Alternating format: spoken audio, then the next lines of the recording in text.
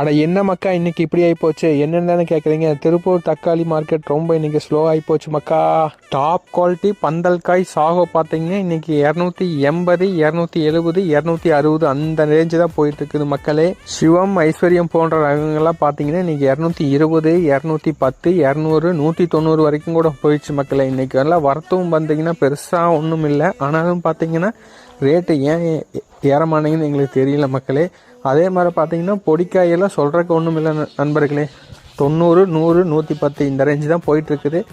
இப்படியே போயிட்டு இருந்தால் ஒன்றும் பண்ண முடியாது. உங்கள் ஊரில் என்ன ரேட்டு போயிட்டு இருக்குதுன்னு கொஞ்சம் கமெண்ட் பண்ணுங்கள் நண்பர்களே, எல்லாரும் தெரிஞ்சுக்குவோம். சின்ன வெங்காயத்தை பொறுத்தளவுக்கு பெரிய மாற்றம் இல்லை மக்களே. பார்த்தீங்கன்னா நேற்றுக்கு இன்றைக்கி இன்னும் 100 கம்மியே தான் இருக்கே தவிர அதிகமாகலை மக்களே. அதுவே பார்த்தீங்கன்னா அந்தியூருக்காய் டாப் குவாலிட்டி புதுக்காயே பார்த்தீங்கன்னா 500 தான் போயிருக்குது.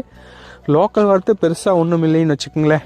எல்லாமே பார்த்தீங்கன்னா நார்மலாக தான் போயிட்டுருக்கு. ஆனால் விலையும் ஏற மாட்டேங்குது. என்ன காரணம்னு தெரியல. உங்கள் ஊரில் எவ்வளோ விற்கிதுன்னு நீங்கள் கமெண்ட் பண்ணுங்கள், நாங்களும் தெரிஞ்சுக்குவோம்.